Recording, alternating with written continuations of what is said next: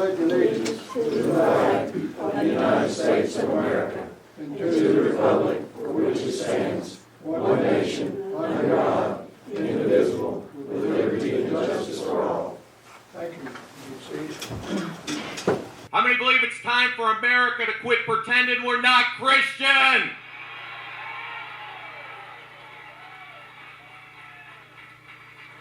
And if there's people in King, North Carolina who don't like that, there's lots of places you can move to. And if you know who they are, encourage them to move.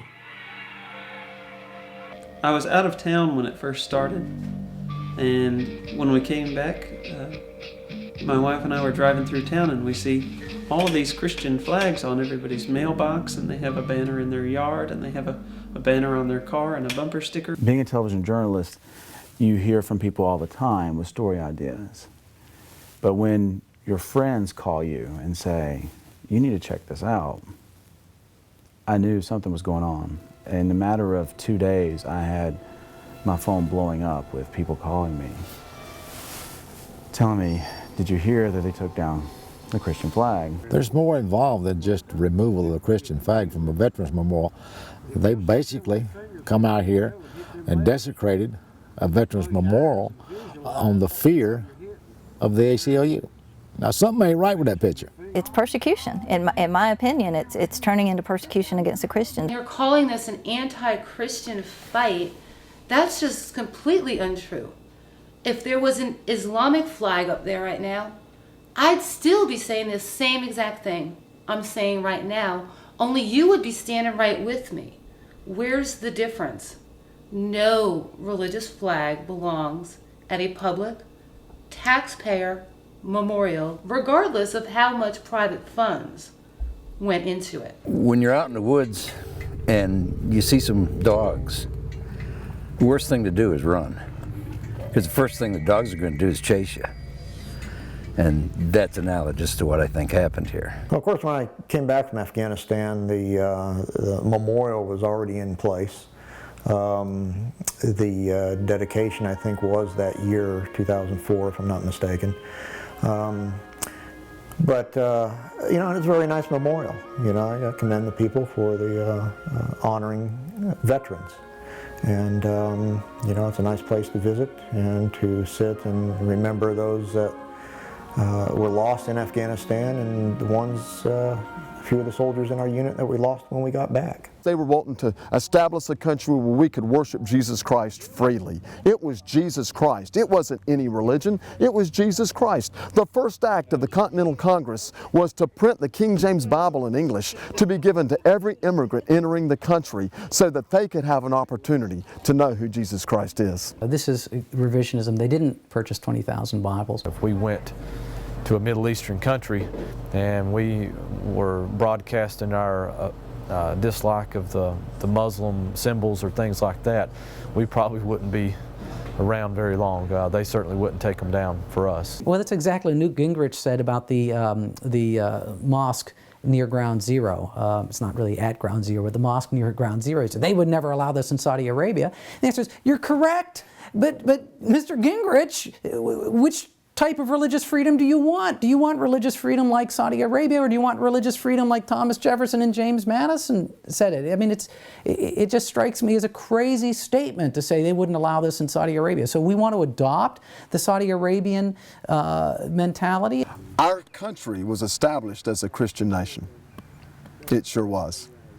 In fact, many of the founding fathers were also members of the Bible Society, missionary societies. They were Christian men who were interested in doing Christian works in this nation. The largest church in Washington, D.C. for the first, I don't know how many years, but for a number of years, up through several presidents, all the way through Thomas Jefferson and several more, the largest church in Washington, D.C. was the Capitol building. That's where they held worship services. To say that we're going to have a public building when it's not being used for public services, public purposes, we're going to allow it to be open on a non-discriminatory basis. That's very different from saying Congress held church services in the House of Representatives. So again, you got a small truth and a large lie built on it. And in fact, it was Thomas Jefferson who didn't like the music, who brought in the military band to play the hymns for the Sunday morning worship services. We know that the Marine band occasionally showed up and apparently played very bad music, was what the record indicates. No indication of whether the Marine band is there in their official capacity or whether some guys just simply show up with their instruments.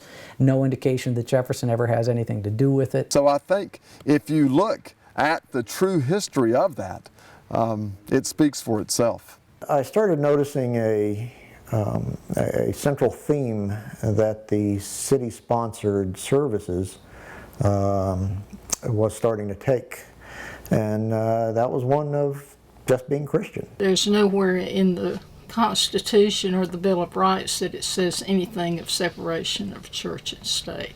Separation of church and state, as the gentleman said, is not in the Constitution. Well, it's in the First Amendment, and what you're talking about, if you want... No, it's not. Well, no. Those words may not be in the First Amendment, but the principle of separation of church and state was certainly in the founders who wrote the First Amendment. I mean, they understood from their experience here in the colonies in Virginia, of all places, right across the river.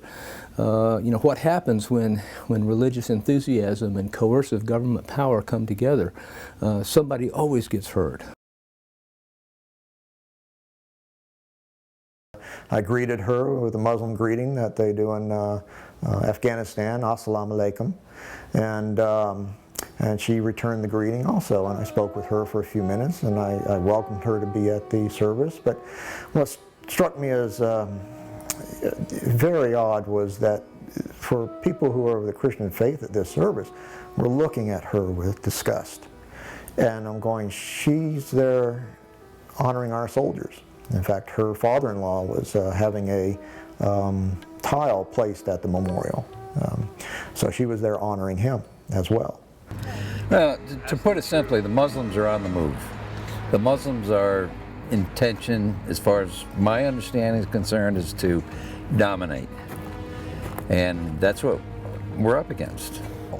Well, I mean, if I'm a devout Muslim and I really believe the Quran, I'm to kill the infidel. Well, who is the infidel? Well, anybody that says there's any God other than Allah and any God that says there is any other prophet other than Muhammad. That's what I have to do if I'm a devout Muslim. Those people that flew the planes into the World Trade Centers, they were devout Muslims. They believed the Quran.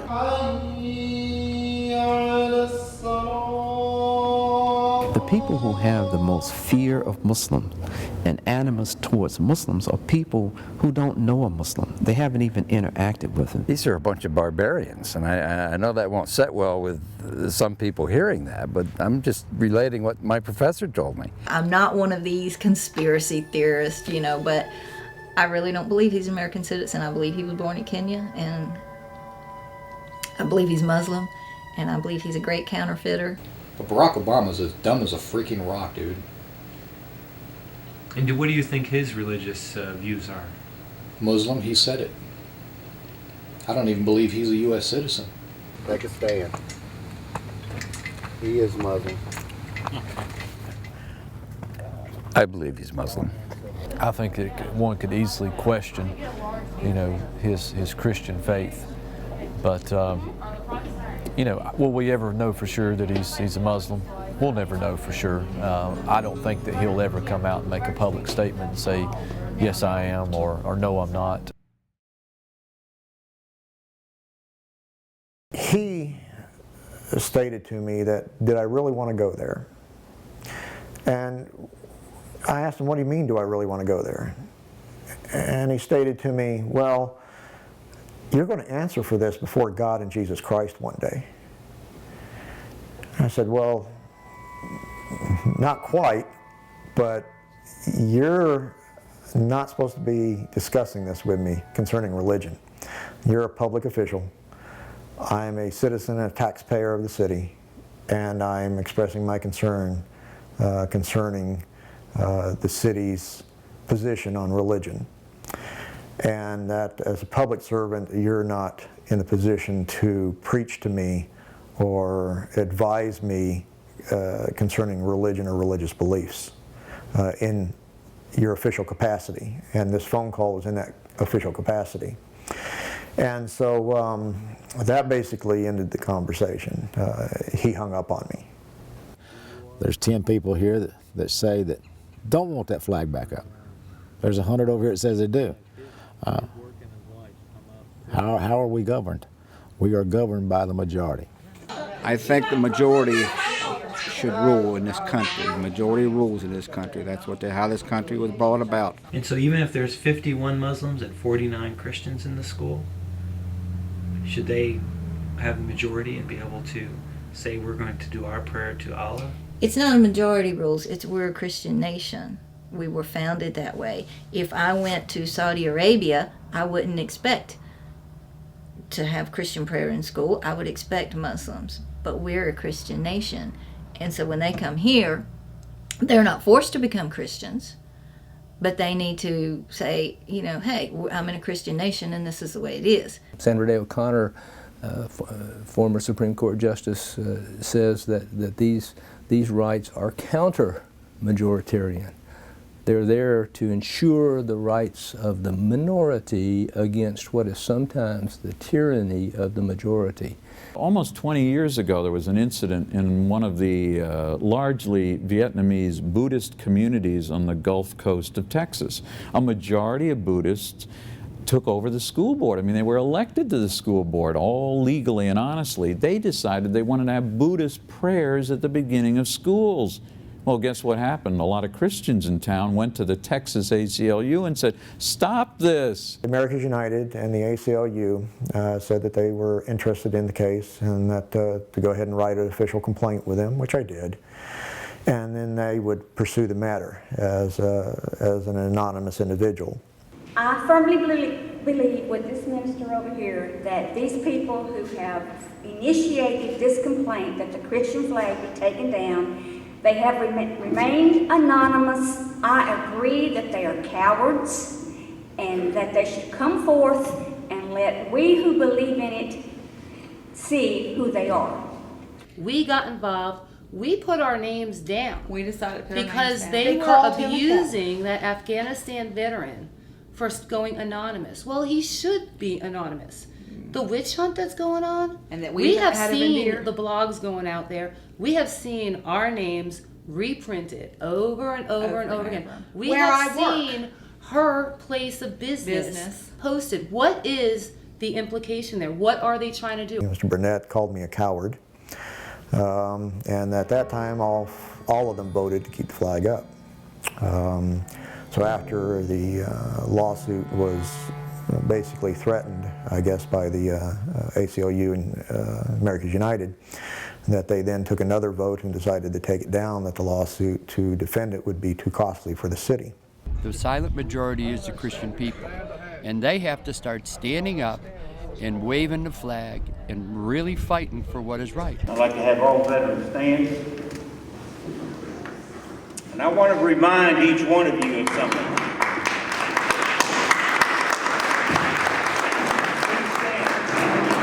I want to remind you, each one, when we took the oath to fight and defend this country, did it say under Muslim or did it say under God? Under God. Is it a Christian nation? Yes. Did we fight for a Christian nation? Yes. Right. Not a Muslim nation. Let's make that clear. That was a sworn statement we all took. To defend this country with our lives as a Christian. Not a Muslim nation. If they want a Muslim nation, let them go back to Muslim nations and let them serve their God. Amen. Our God is Jesus Christ. You can believe in anything you want. You have chaos. Nothing but chaos. That's why it's one. It's not several. It's one nation under God. Don't forget it.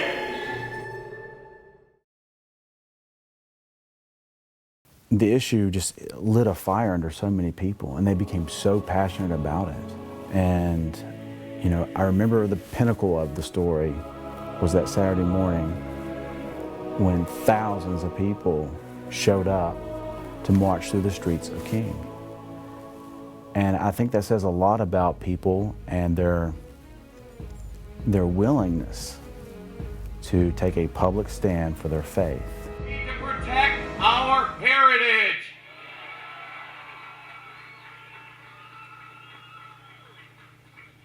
Again, you can look around the world. You don't see a lot of Muslim nations pretending they're not Muslim. How many believe it's time for America to quit pretending we're not Christian?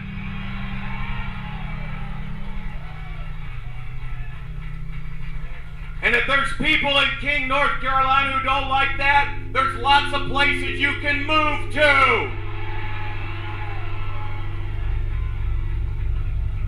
And if you know who they are, encourage them to move.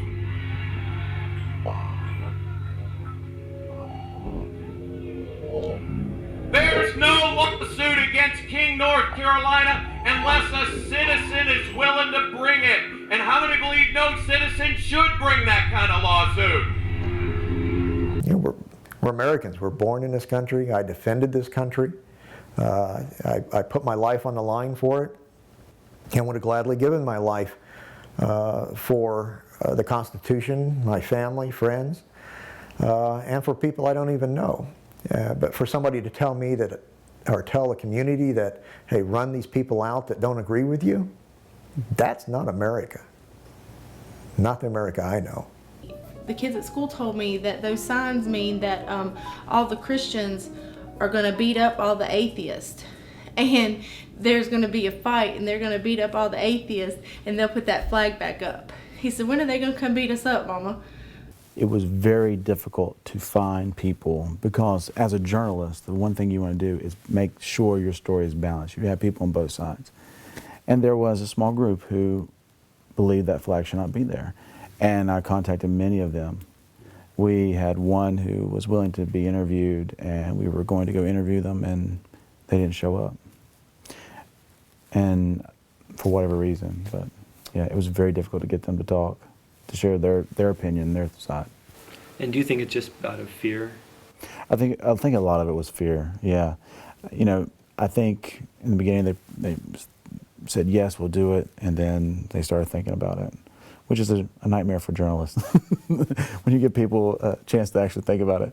These are people who are afraid. We represented a young woman lawyer in Alabama when Judge Roy Moore put up a giant 5,000-pound kind of structure of the Ten Commandments. One day she comes back to her house, all of her windows are blown out with gunfire blasts. Well, you know, that kind of upsets you.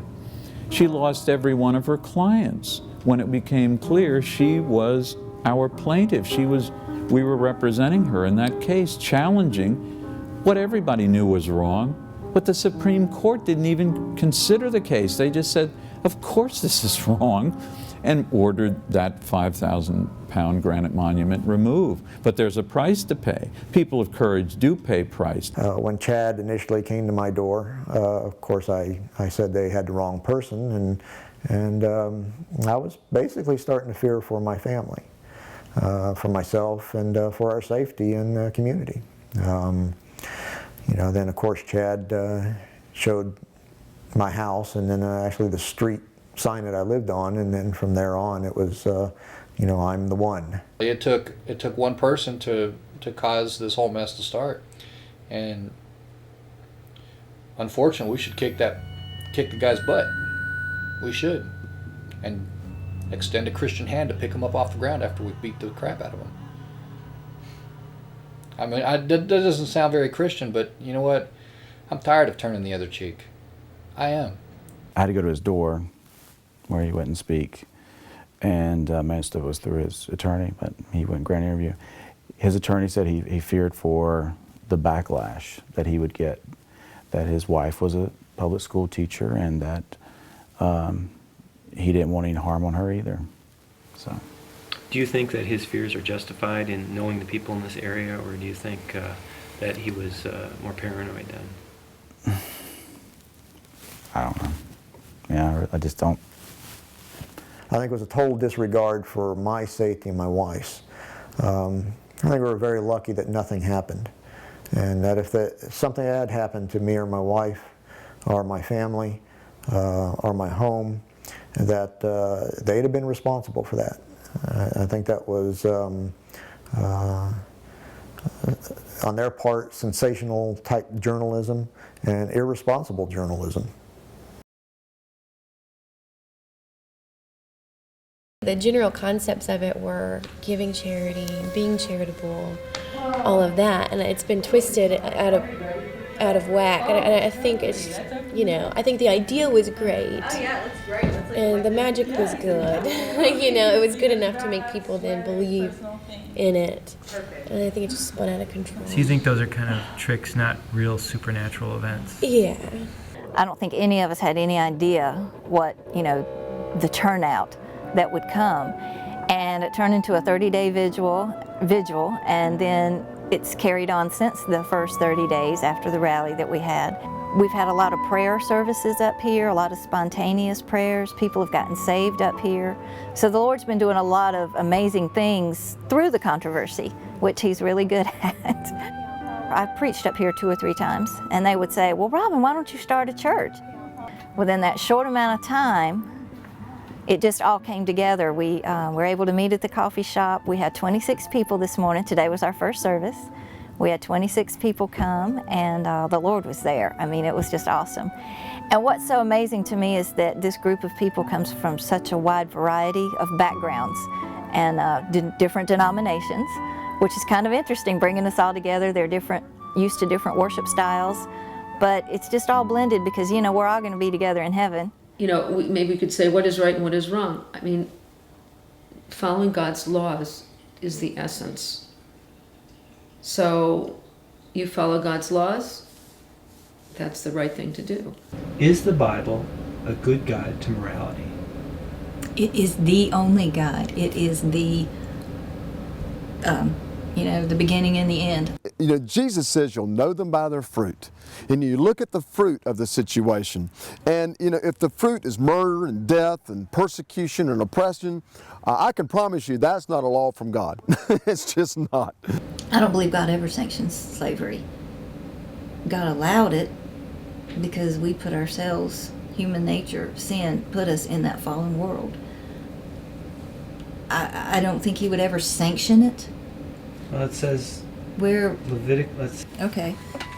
You're right. It says, and as for your male and female slaves, whom you may have from the nations that are around you, from them you may buy male and female slaves. Moreover, you may buy the children of the strangers who sojourn among you, and their families who are with you, which they beget in your land, and they shall become your property. Why He allowed this, I don't know. I don't know. It was a privilege for His people. I can't answer for God. I don't know. Fairness is in the Bible. The truth is the Bible, period. And it tells you exactly what you should do for your fellow man. I guess the question is if this was really written by God, or if this was a law that maybe got slipped in there by slaveholders or something. No, I don't believe that.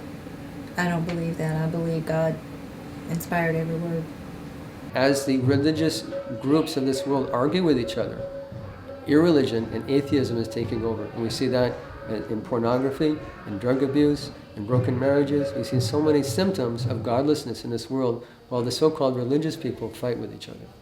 This is a problem. Some of the most moral, nicest people, the most generous people I know are atheists. Absolutely. They are the ones, because you only have yourself to answer to. If I screw up, if I hurt somebody, I can't go and pray and get forgiven by somebody and feel better about myself. If I hurt you, then I only have you to answer to. I can't go and be forgiven by Sky Daddy and make myself feel better, but never ask you for forgiveness of myself. You know, I have all of my stuff on me. And so what Islam did was to even elevate the freeing of slave to a spiritual act. it meant that this could be done. It was you were encouraged to do it. If you were sincere about your spiritual well-being, free a slave. Because if you've made an oath and you've broken the oath, well, the way to get this off, expiate the sin, free a slave. Well, why not just say you're not allowed to hold any slaves at all? Well, that's not for me to question it. It didn't happen like that. Why would God okay slavery? Doesn't that seem really immoral of a thing? Yeah, from the outside, it certainly does. It certainly does. You read the Old Testament, and it just really makes you want. I mean, it's great. It's quite wild. Right? But this is the same God of the New Testament, isn't it? It is. Did God become more moral in the New Testament, you think? Or? I think he is always the same God, and he sees it in the right way, because we see, again, one act. He sees three acts. So he knows more, so we need to trust, even if he says genocide or slavery or multiple wives, he knows more than we do, and so we need to just follow orders, kind of. Right. Okay. I really believe independent of what I think or anybody thinks, he exists. And I think the most important thing is to find him and obey him. Immoral maybe not be the right word. Some slaves were treated very well and were better off where they were. A lot of them that were free chose to stay when they had the option because they were better off as slaves. I don't feel like the Bible is, like everything in there is everything we got. Right, so it might have been prophecies that weren't recorded. Right. And that might have been what was done on slavery. Perhaps. But now you leave yourself open to maybe that was done on homosexuality. Well, the thing is, the reason why I don't believe like the sodomy laws, that's you would lock people up in jail for practicing that lifestyle. Mm-hmm. So that would be like a legal thing. Well, you know, it's been illegal for many, many years. Why is it all of a sudden accepted? It's still wrong. I mean. But slavery was accepted for many, many years, and. Well, that's true. That's true. But I don't know. You can't compare slavery and homosexuality. To me, that's immoral. It was like I said a while ago. Slavery, I wouldn't classify as immoral. That doesn't mean it's right, but immoral to me is. So you'd say that homosexuality is worse than slavery? Oh, absolutely, absolutely, I do. Mm-hmm. And why is that?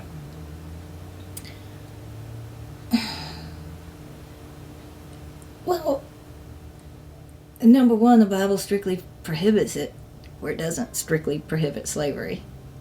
There you go. This is just, it's just torn my family apart. You know, it's not, my mother has made it out that it's my fault, that the devil has taken hold on my life and that I'm the one that tore the family apart. And I have brothers and a sister that still are at home, and she's blamed that on me. So I missed a lot of that in their growing up and their life just because of who I am and who I love.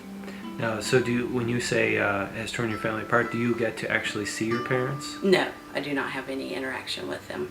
As a matter of fact, if she sees me in the grocery store, which she does because she does live in Germantown, that she, you know, goes the other direction. So that's my sister, the last time that I saw her in the grocery store, I believe she was about 12 at the time. She literally ran from me back to my mother. It's a spirit. It's tricking them. And they allow themselves to get open that because they didn't accept Jesus. If you accept Jesus, you're not given to any spirit or principality. You're not given to them. You're protected. And you really think that Jesus is going to let his children, the ones that are his elect and are saved, be, you know, do abominations to the Father? That don't happen.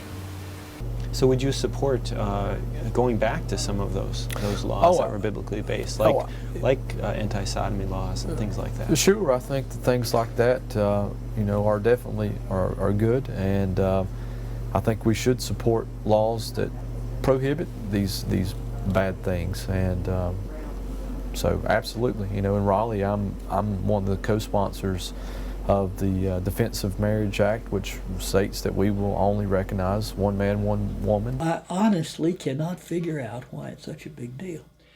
I can't figure out this whole thing about if you have gay marriage, it'll hurt marriage. Right. Well, it doesn't hurt marriage unless you want it to. There's a lot of faggots out there that are pushing their stuff on people, and I will not tolerate that stuff. It's absolutely forbidden in Islam. There's no compromise on this point. So homosexuality, if someone is practicing this in their home, that's their business. But the Islamic government does not have the right to legislate saying that this is okay, something that is against the fundamental of the belief. They're governing a land by religious texts, and according to the Constitution, it's illegal. I don't care what they think. I don't care what they believe, who they believe in, or whether they believe they're doing a good thing. Jesus Christ was not a God of force. He was not a person of violence. So their opinions is just their opinion. But when their opinion starts getting into my personal life, that's when things need to change. Because it's not up for, you know, the moral majority to put on a ballot and vote whether I can have someone that I can love under the law and have that equal protection. If the ACLU or Americans United for Separation brings a lawsuit and they win that case, number one, they will collect attorney's fees, which will come from the good taxpayers of the city of King. And these are very significant amounts. When there was a suit filed against the city of Los Angeles over a cross in the city seal, the attorney's fees that were part of a stipulation in a case that didn't even go to trial were close to $1 million.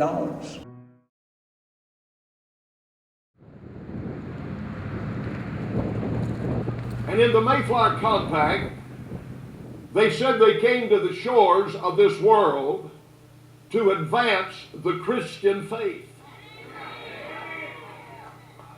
Let's get that again. They came to the shores of this country to advance the Christian faith. 17th century, 18th century, I mean, Massachusetts, they're killing Quakers in Massachusetts. But let's talk about 18th century Virginia, which is really the crux of how things develop. Before the Revolution, you have an Anglican church. You pay taxes for the Anglican minister. You will be married in the Anglican church. If you're not married in the Anglican church, if your Baptist minister marries you, your children are bastards, technically, which means they can't take in probate court. They can't testify in court. You will go to Anglican church twice a month. And then things got worse. That was the good stuff. Then things got worse. They started to harass Baptist preachers and Presbyterian preachers.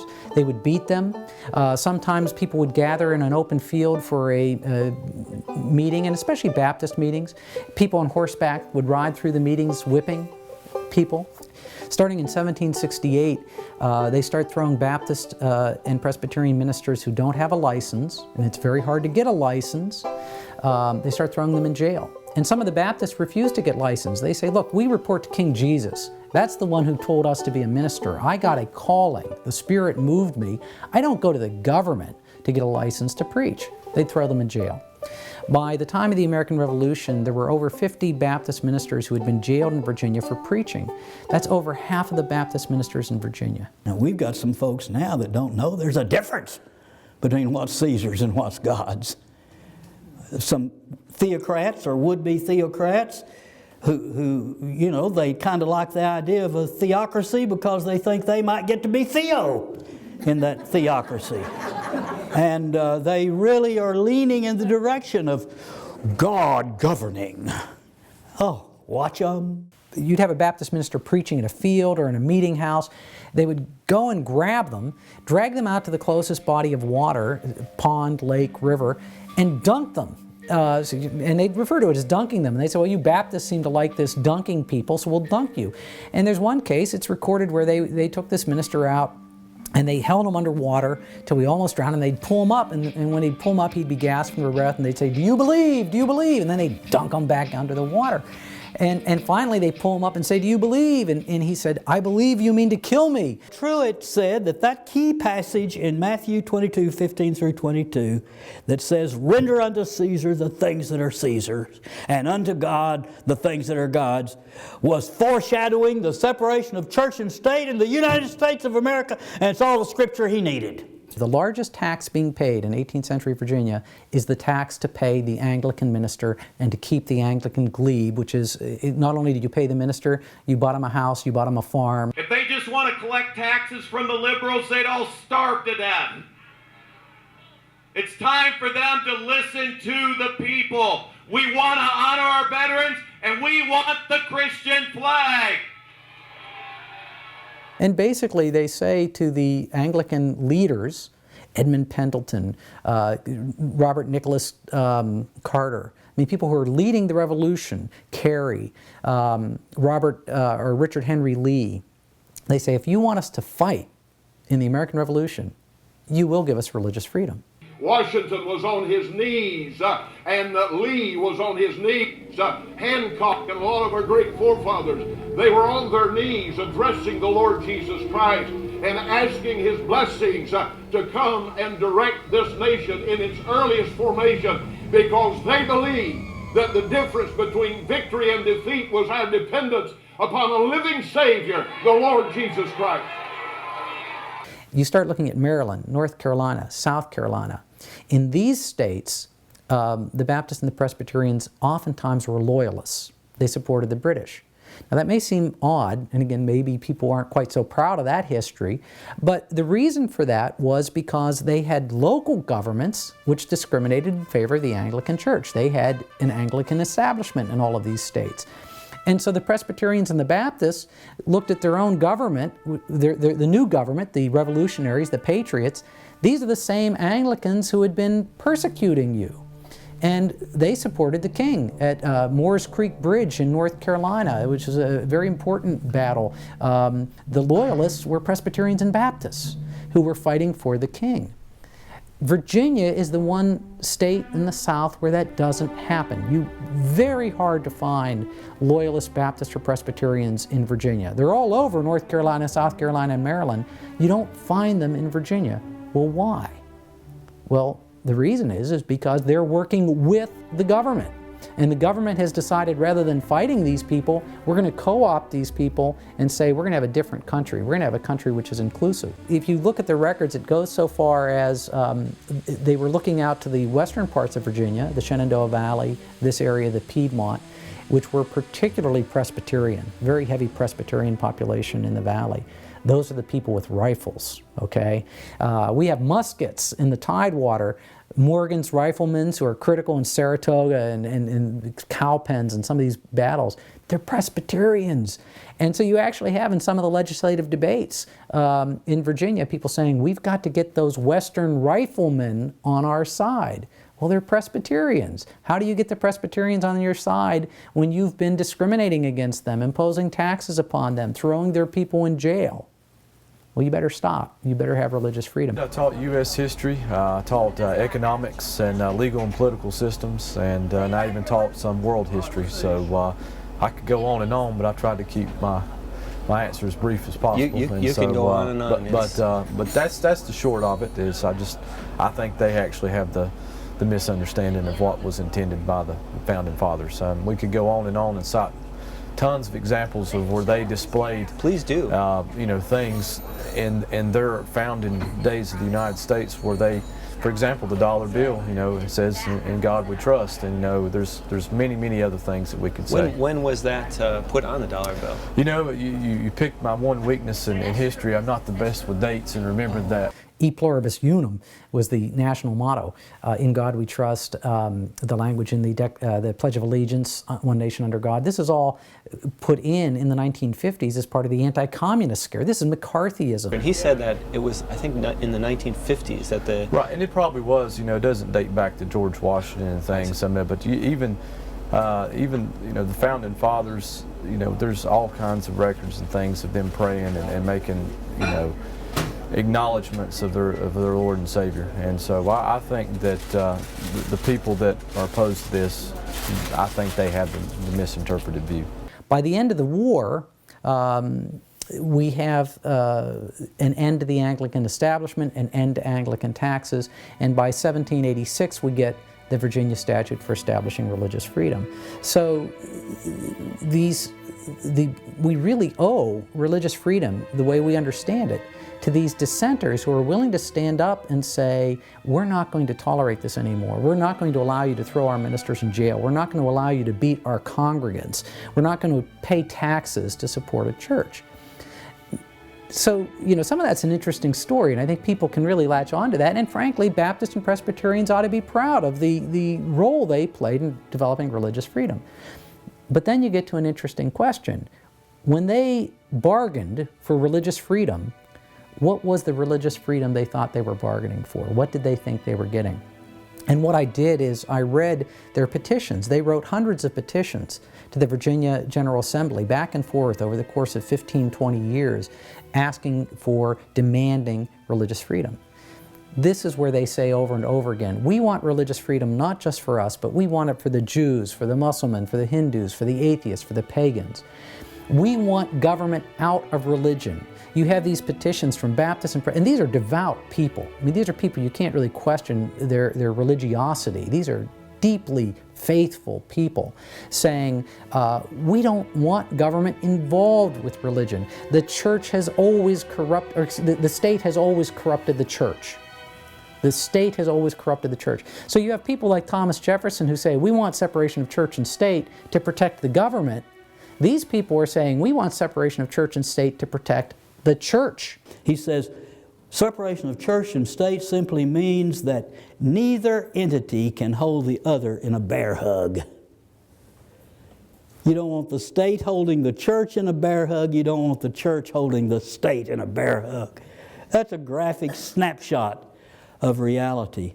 And then he goes on to say, and separation of church and state is right for the church because it gives the church some swinging room to act upon the state. It gives the church some swinging room. And the African American segment of Baptists have demonstrated in a dramatic and wonderful and redemptive and life-saving way how the church ought to be engaged in the political process, and the civil rights movement that we've known in this country would not have happened without the African American Baptist community. I didn't pay enough attention in history class growing up. Now I wish I had, but my best understanding of it is that, you know, we have freedom of religion. It's not freedom from religion. We have Baptists.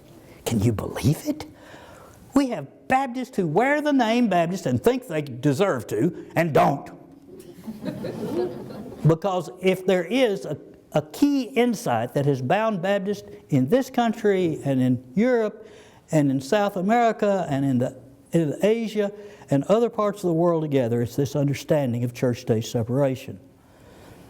On the right, you have those who want to do away with or ignore church-state separation.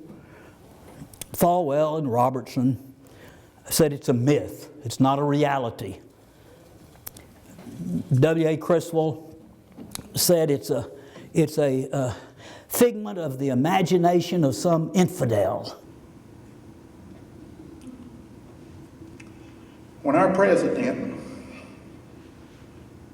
some months ago, our beloved president,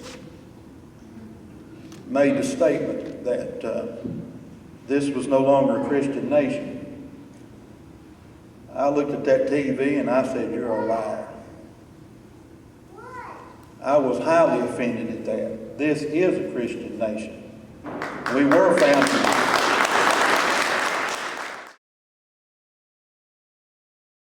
110%. Knowing the God that I know, 110%. So you absolutely are certain you know Jesus rose from the dead? Beyond a shadow of a doubt. Sure of God? Yeah. Oh, I'd say 100%. I'm 100% sure that Jesus is our Lord. I fully believe in God, 100%, and I am definitely going to heaven. I am definitely 100% sure. I believe that God exists 100%. I would say 100%. 100% sure. Oh yeah, I'm 100% sure. I'm 100% sure. Mine, 100, without a doubt. Oh, I'm pretty 100% sure. Oh, I'm 100% sure. 100%. I'm 100% sure of my faith. I am 100% sure. 100% sure. 100%. I'm 100% sure. I do 110%. I'm 100% certain. I'm 200% certain. $1,000,000%. So it's hard for me to say how certain I am of God's existence.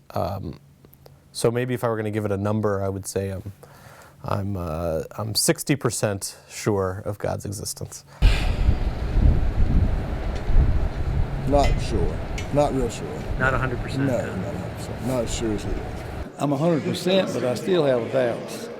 I said 99.9 because you always sometimes say, wow, what if I am wrong? I don't have to be completely certain. That's why they call it faith instead of knowledge. It would be hard for me to understand why evil exists if God is manipulating things. That would not be a God that I could believe in. How do I explain the Holocaust? He showed himself to me. He appeared in my living room. I mean, as you were standing there in the flesh, he was standing there in the spirit. And I could see him physically and just clear as day as I'm seeing you now. So you're an eyewitness, so it's... Yes, I see him with my very two eyes. There's other things I've seen too that I can't say. If Jesus really showed up at the door right now and told me he was Jesus, I'd probably go check myself in somewhere. I'm not sure I'd believe him still. God hasn't appeared to me. I haven't seen a burning bush or the living, the living youthful form of Krishna. I'm not sure 100% about much of anything because I want to be a critical thinker. That's not demonic. That's not of the satanic variety. That's just using your brain to look at new data and to be willing to reassess how you live your life. If there is a heaven as it has been portrayed, and I say if, that is the area which I'm most likely to have doubts. I've been dead a couple of times. Well, once literally, no vital signs. I was technically, biologically dead right over there in Renolda Hall when my ascending aorta ruptured and my chest, my whole body was filled with blood. And they couldn't find a pulse, they couldn't find a heartbeat, there wasn't one.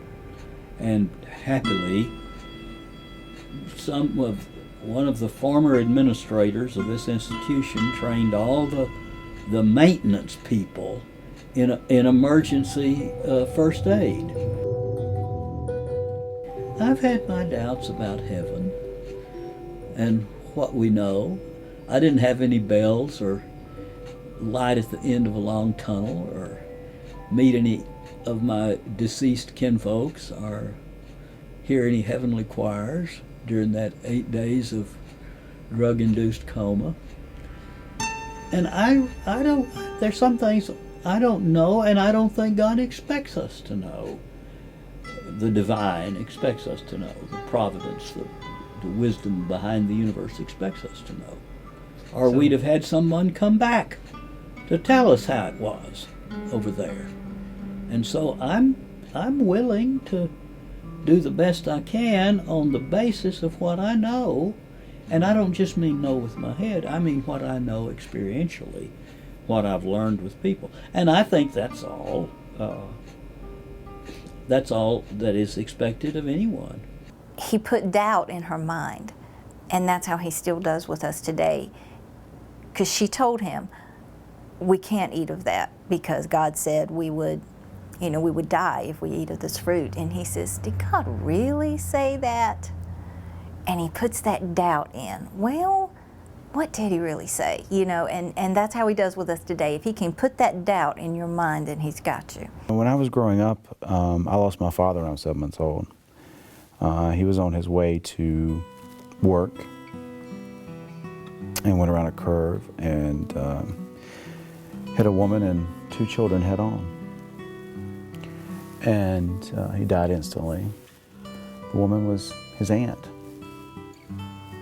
And they all survived. She was pregnant at the time and lost her child. But she survived, and her son and daughter survived. And then several years later, my mother married my stepfather, who raised me. He's the only dad I knew, and raised me as his own, really. And he taught me all the things that a dad teaches a son, from playing ball to how to fish. But in 4th grade, I remember he was diagnosed with a brain tumor, and that was malignant. And the doctors told him all they can do is do things to extend his life. They couldn't save it. And so we had several good years, about 4 years, surgeries and radiation treatments, extended his life. He got to see my brother get into school really good, and I think first grade. And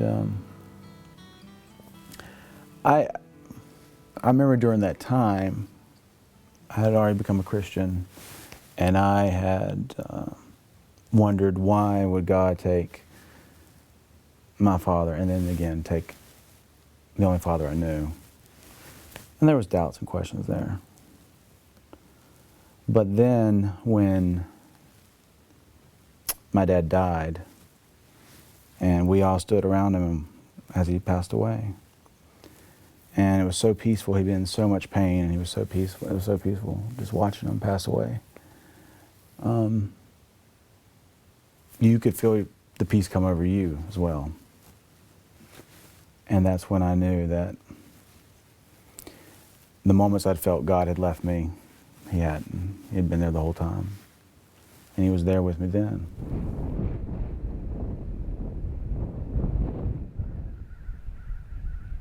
People pretty much make the God, you know. So it's a necessary thing. A lot of people need that. Do you think Jesus rose from the dead literally, or can we? Like a zombie? That's great, awesome. It's funny, yeah. There's a lot of humor in it. If you take things so heavy, you're anchoring yourself. But just like I said, think of a zombie as Jesus as zombie. Wow, you know, it just sort of blows up the myths and preconceptions, and then maybe there's room for truth. It's metaphor, rising from the dead. That's very true, but it's true for all of us, not just for Jesus. I'm a mambo. It's M-A-M-B-O. What does that mean exactly? It's a voodoo priestess. And so I was trained by Edgar Jean Lewis of Haiti and Sally Ann Glassman of New Orleans. I did tarot reading at the Greensboro Country Club for 3 hours right before I went to the Blind Tiger and did the same show. So that was interesting. No one there had ever had a tarot card reading before. And they were like fortune telling. And so then when I was sitting there doing 10 and 15 minute readings, they were like, well, this is real. I was like, yeah, this is real. Individual citizens of King, in their turn, can put in to honor a veteran, a family member, and they will have a week. And during that week, they may, by their decision, display a flag that honors that veteran. It must be a flag that is recognized currently by the Department of Veterans Affairs. It cannot be a symbol that they want to make up. They cannot, come and bring some obscene message or something like that. It's got to be something recognized by the Department of Veteran Affairs as approved for tombstones in military cemeteries. That's the standard. And so what will have to be done is there'll have to be some sort of truly independent, neutral lottery system that allows random selection. They should have waited. The flag should have stood until they see what the ACLU, if they did file a lawsuit, and CLA was willing to come in and represent them, and they should have kept the flag up. I can think of a case in Winston-Salem when a school teacher, an 8th grade school teacher, was raped by her students. I think she might have preferred that those students had read the 10 Commandments and thought there was a God Almighty somewhere that's going to judge them. Lyman Beecher, for example, is a famous minister in the 19th century, big name minister. He's the president of Yale, which is a church school at that time. They go to Connecticut to disestablish. The Republicans take over Connecticut, Jeffersonians, and they're going to disestablish religion. And he's saying exactly what you're saying. We can't have a moral government. The country will fall apart. People will be, I mean, some of the things they say are crazy. Our daughters will be prostitutes. The Bible's going to be burned.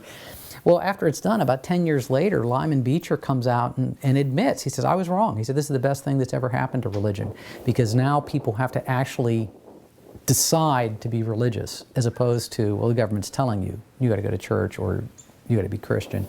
And so the evangelicals, my original book's about the 18th century evangelicals. The 19th century evangelicals get it. It's the 20th century evangelicals. Whether we would want the government to go that one big step further and turn around and start promoting the Christian religion, I would have to think a lot about that. I don't know if I'd really want my government doing that or not. I don't have an answer. I'd have to think about it. He, by executive order, put over the period of his 8 years in the presidency nearly $5 billion into the faith-based initiatives, so-called, without legislative approval, just by executive order from the presidency. Well, now, what's wrong with faith-based initiatives? That makes good sense. Let these churches, after all, they do a better job than the government agencies. No. Serious studies in the University of Indiana and the University of Pennsylvania demonstrated that they do not do a better job than government agencies. Quite properly, religion is excluded from the provisions of Title VII of the Civil Rights Act that ban religious discrimination. So that they can discriminate on the basis of religion in hiring. They can maintain their autonomy and their essential nature. A Baptist church doesn't have to hire a Buddhist as a preacher. They can hire a Baptist. Secular companies can't do that, but that's a proper accommodation of religion to be able to hire its own kind when it's using its own money. I think Barack Obama knows that the faith-based initiative is at its core unconstitutional, that the idea that you can give tax dollars to a group and then say to the group, you can hire on the basis of religion, discriminate against anybody that's not like you. He cannot believe that that's true, but that's a policy as we're speaking today. Back in the 18th century, the Anglican Church was not only the established church in Virginia, but they were responsible for poor relief. They took care of orphans, they took care of, there was a poor widow in the community, and there were allegations at that time from the Baptists and the Presbyterians that they're discriminating against Baptist orphans. They're discriminating against Presbyterian orphans.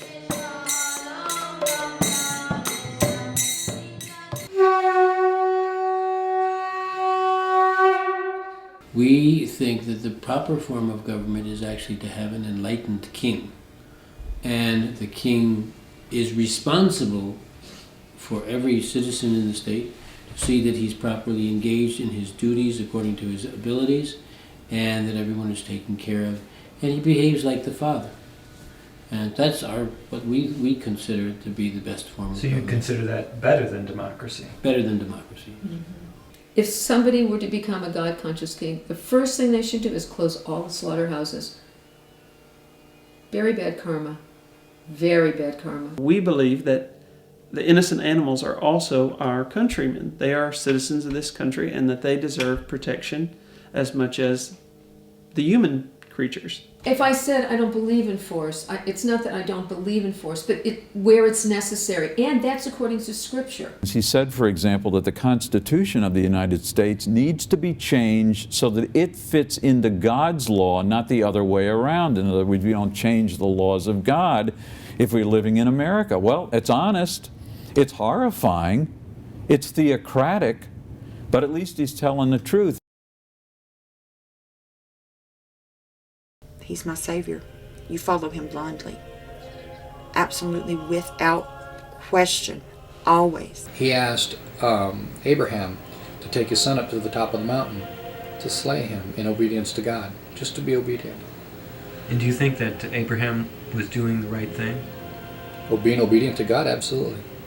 If God tells you, because you're talking about the God that can take your very breath away, you do what you're told. On 3 different occasions that Satan, the Shaitan, approached Abraham trying to tell him, hey man, that's your son, what are you doing?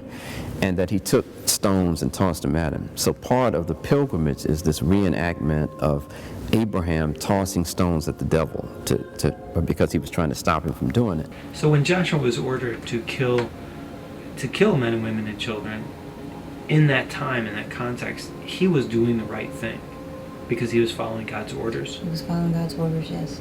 If you were in Joshua's place or in Abraham's place, and you knew this was God, and he ordered you to kill all the men, women, and children of the Canaanites, or to kill your own child, would you follow that order?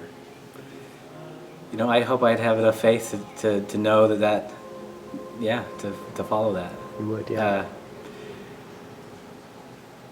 And that's a serious thing. That's when you're really putting your faith on the line. For me, I take the Bible for what it says. If God ordered it, then it was good, and I think that's what Joshua was supposed to do. So if you're at the direct command of God, then that's the end of the story. If you were back in Joshua's time, and God gave you that order, would you follow it? I would hope so. I would. I would like to think that I would be strong enough to do that. I would be afraid not to, because, and it is hard. Sometimes God asks us to do nothing like that, thank goodness. But sometimes in our own lives, He asks us to make hard decisions. And we have to, at the end of the day, you have to say, am I going to please man, or am I going to please God? One of my favorite quotes ever is from Simone de Beauvoir in The Ethics of Ambiguity. And she says that being ambiguous is a wonderful thing, that people who don't know, who are ambiguous, are not going to kill you because you believe differently than they do. It's the people who know absolutely that they're right, who hurt each other. Now, for me, it would be difficult. Just like it was difficult for Arjuna. It would be difficult for me to go and kill all of my friends and my family members and my grandfather and my teachers, who are, respectable people, who are, good people. That would be really hard. It's a question of being actually surrendered. Well, I have to make sure that I really know that it's God. Right. And I have to make sure that I really am pure enough to see it. How would you know if it was really God? Oh, you'd know. I mean, I hope I would know. So you would know. Okay. So what if you did know then? If Krishna comes up to me and says, it's my desire for you to kill this person, then I would just call it my shortcomings. My father always said that he would, and I was appalled for the fact that thinking that my father would, okay, if God asks me to kill you, I'm going to. Okay, that's fine. I'll just have to deal with God on that later. No, I couldn't do it. Yes, if I had seen God's face and knew it was Him, yes, I would follow His order. I would do whatever God told me to do. People need to stand up to this God and say no more. I would kick that God in the balls for such a thing. I really would. I'm so tired of this barbarism being accepted as some sort of great thing when it's the opposite. I say, forgive me. It's just another time I screwed up and didn't listen to you, And we're just gonna have to let my son live, so I wouldn't do it, man. He would have to come, and he would have to play his flute, and he would have to be there in blue complexion, yellow garments, flower garland, shark-shaped earrings. I need the whole works. If you're gonna ask me to do something that's awful, I need some serious proof. I think it's just what other people wrote afterwards in order to justify horrific things they do so that they would have a land, My opinion, and this is something that I told Tracy, do what we can humanitarianly, send them back. They come back, break their ankles. They may not want to come back. If some of these people that running around here with all the hate they're spewing, do you really think God would have been hanging out with them? Would they be people that Jesus would come and hang out with? Would He come and have dinner with them and chit-chat? I don't believe He would. And I'm not excusing it or saying it's right, but we got people flying passenger planes into buildings. We got to do something. I wouldn't want that position. What do you think Jesus would say about torturing people? Yeah, he probably wouldn't like it. I don't know. I mean, you know, he said love your enemies as well as your brother, so that's hard to do. That's a hard thing to do. I mean, honestly, I don't think he'd like it so good.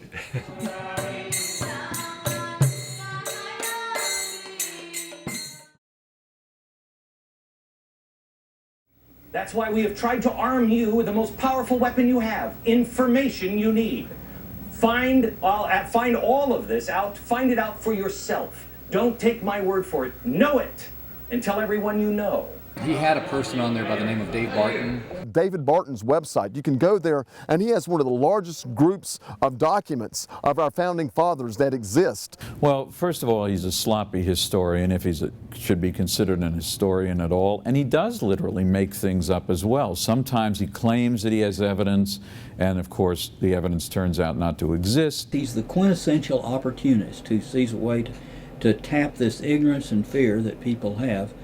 In both of the agencies that I've directed over the last half century, the Texas Christian Life Commission and the Baptist Joint Committee on Public Affairs, we had interns and graduate students who did the research on the Barton materials and put out sort of white papers on where Barton is wrong and where he is using quotes dishonestly and making up quotes that no one else in American history has found.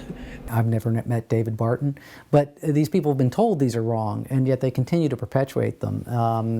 And you know, that's really, a lot of conservatives complain about revisionist history. This is revisionist history. It's insanity that we want to rewrite history. How many are sick and tired of the school children being taught lies about our heritage? How many are sick and tired of them trying to distort what Thomas Jefferson really meant? In the interviews, the state representatives and the Congress people, they all use all of the facts from David Barton. They've seen him on that's all they watch is Fox He gave News. every member of 535 members of the United States Congress his whole set of books. One's red, one's white, one's blue. And as I'd visit on Capitol Hill while I was still up there, he did this years ago, I'd see them, and many times they would leave them out in a prominent place in the waiting room so you could see that they had Barton. And that was in itself good enough for some of their visitors who were lobbying them.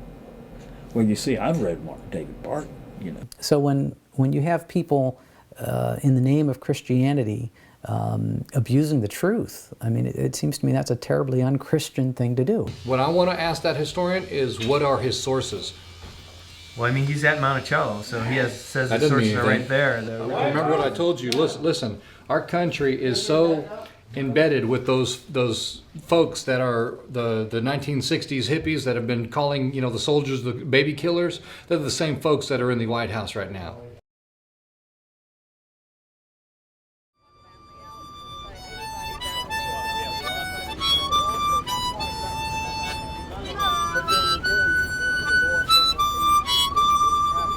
Yeah, I do believe in the rapture, and I do believe I'm going. I believe we are in the last days. This is the final dispensation. We're in the last times. The last times are not coming. We are in the last times. I mean, it's already started. Oh, that's a good one. I'm a big-time end times prophecy student. The news the other night, May 21st, 2010, I believe, is the date that they've set for God coming back now.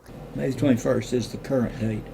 May 21st. In my heart of hearts, in my truth, I believe that tomorrow is the last day.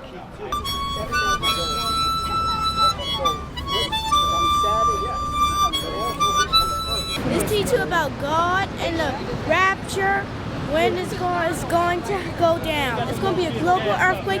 When God comes, the people who are saved, they're going to go to heaven. The people who aren't raptured, they're going to stay here and suffer the 5 months of judgment.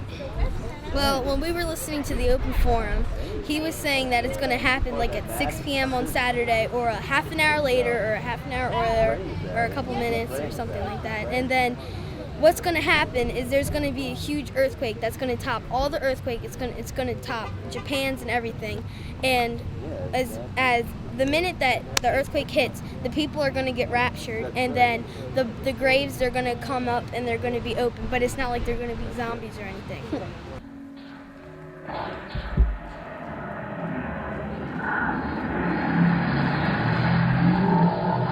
It says you'll be changed in the twinkling of an eye, and you'll be caught up to meet him in the air. So if that's what it says, that's what's going to come. Stop telling people these damn lies. All right. Oh, man. So do you think this will happen during your lifetime? Yeah, I do. I really do. Life's easy that way.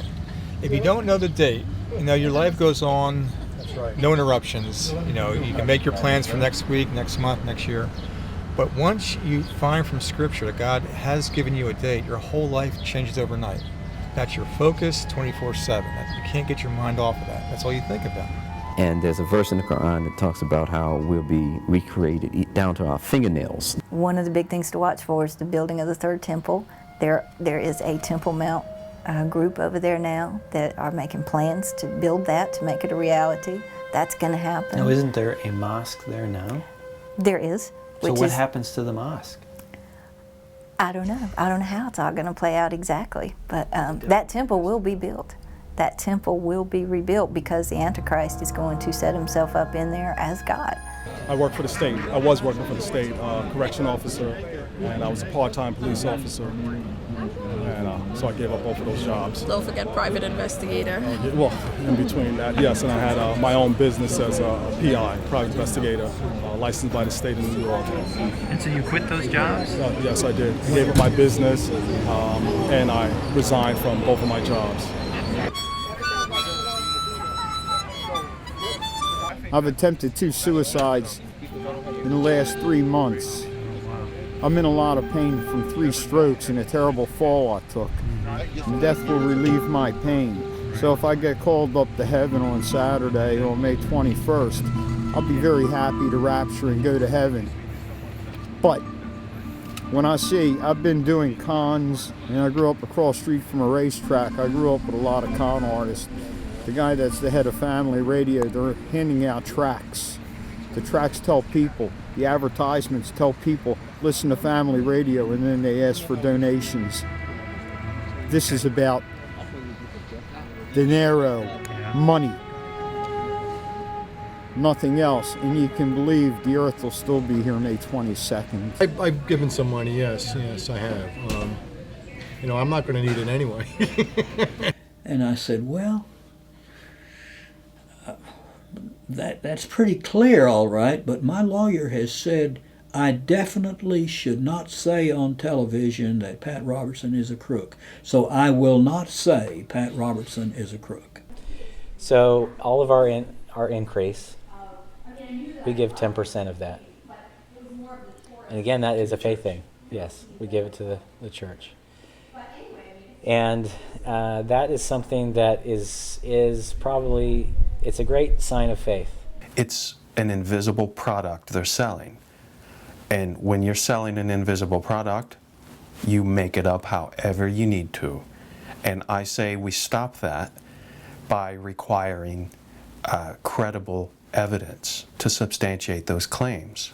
And he says there's going to be a new heaven and a new earth, and he's going to put it all together again. A new heaven and new earth is just what the doctor would order. And would it shake your faith if nothing happened tomorrow? It's going to happen tomorrow. We don't entertain such a thought. To entertain such a thought means you don't believe. You're in the same boat as everyone else who's waiting for it to pass, or maybe it's a possibility. That kind of faith is not the faith that comes from God. The latest number we've heard is 70 applications, and we only needed 52 for the year.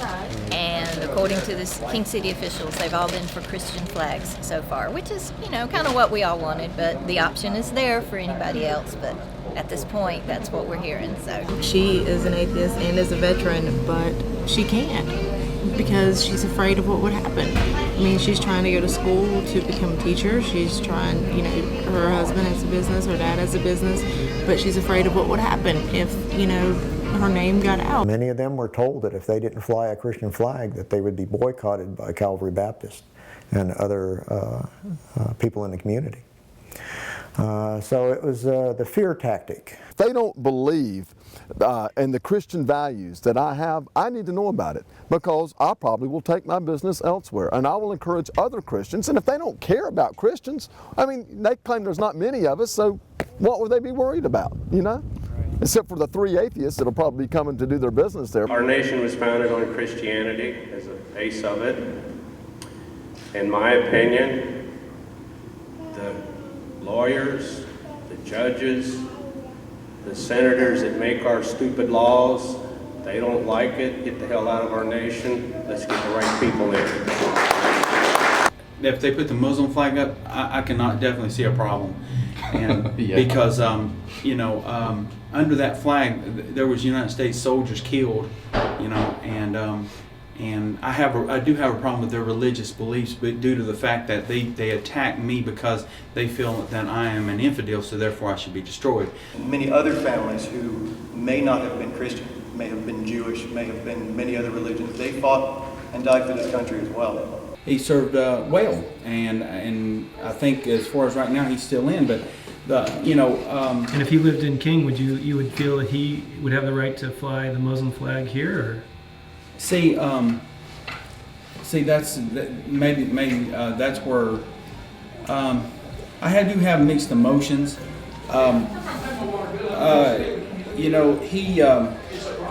If he lived in King and he wanted to fly it, I'd probably still feel bad. You got to understand that there's a lot of emotions mixed with. Actually, to be honest, I did think about that, and let me just answer the best way I can. I'd probably have to deal with it and accept it. I understand the religion and understand that all Muslims aren't against Westernization, aren't against me or against my religion, or don't feel that way. So it probably hurt a little bit, but at the same time, I have to feel that would be fair. I don't endorse or support allowing, a flag of the Muslim flag or Islamic symbols to be, flying there in our Veterans Memorial. There's a Veterans Memorial. We were not fighting, to protect the Muslim faith. Those people were fighting to protect the United States and the heritage and tradition that we were founded on, which is Christianity. And I think that, I hope that doesn't happen, but we'll just have to, I guess, wait and see what does happen. It does seem like that's the danger of the open forum. Somebody could put up the atheist flag or whatever. Yeah, that would be sad, very sad. And I'd hate to see that memorial desecrated that way. And it does seem like a lot of the people that I've interviewed really just don't feel that they would stand for that. That they would be problems, trouble. I think that we would be asking for serious trouble, and I just hope it doesn't come to that. And if that's in fact the route that the City Council is truly going to allow us to go down that road, I hope that they'll maybe rethink some of that. I'm not sure that's the pathway that we need to go. You set up a system that in theory allows for a flag to be drawn at some point that will not be a Christian flag. It's it's not as impossible as winning the Powerball lottery, but it's certainly difficult. But then you're upset when someone takes advantage of a neutral possibility and tries to prevail, not in a court, not in an election, just in a drawing, and you're even upset about that. I'd have serious doubts whether that elected official is confident enough in his faith that it will withstand the critique, the comment, the very existence of some other faith. One of the things that's good about thinking, about critical thinking, you have to agree you could be wrong at least some of the time, maybe just occasionally, maybe very rarely, but you have to be willing to have a dialogue. If you're not, frankly, you're a coward. You're a coward. And a lot of officials in North Carolina are in that category. And if they don't like the term, then they better change their behavior. Do I believe there should be a separation of church and state? Absolutely not. Because without the Christian values behind our government will end up being a tyranny. And tyranny means it's people that decide whether or not you should have rights. People that decide how they want to apply those rights in any particular case. You see, our founding fathers realized there were certain rights called inalienable rights.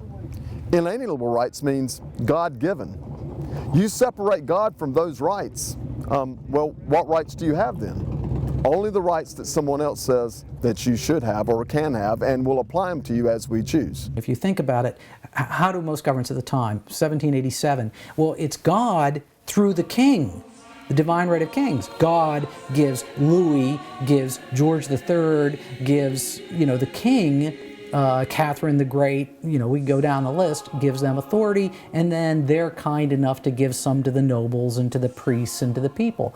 Well, we say, we the people create this nation. Power is coming from the people up.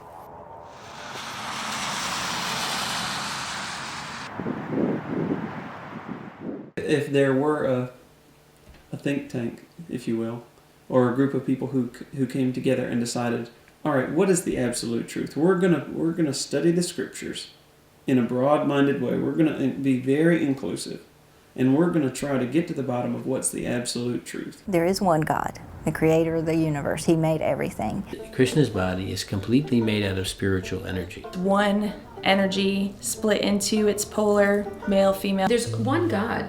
He has unlimited names. Allah, the one God. For every universe, there's a Lord Brahma. Adam and Eve in the Garden of Eden. The extraterrestrials came down and bred and pretty much created experiments with the humanoid beings that were already here. Not only this world, but many worlds. Don't believe that there's a beginning and an end. The fall of Satan, he was an angel. He was the most beautiful creature that God created. There was a war in heaven. He lives for many yuga cycles. It's thousands and like 1,400,000,000 years or something like that. The dragon, with his tail taking a third of the stars of heaven. And do things for their other planets. They put us in slavery, basically. That's another story that maybe not a lot of people know about. And then Moses and the chant is Hare Krishna. Lehi's son named Nephi built a ship. Hare Krishna, Krishna Krishna. Transmigration and reincarnation. They sailed to the Americas. God required sacrifice, a blood sacrifice, to cover sin. The demigods are demi-gods. Hare Hare, Hare Ram. And then that's where Jesus comes along. He got on one of those caravans and he went to India, went to Jagannath Puri, and he went up to Tibet. An appearance of Jesus Christ on the American continent after his resurrection. And this child all of a sudden rose up from the dead and started to speak.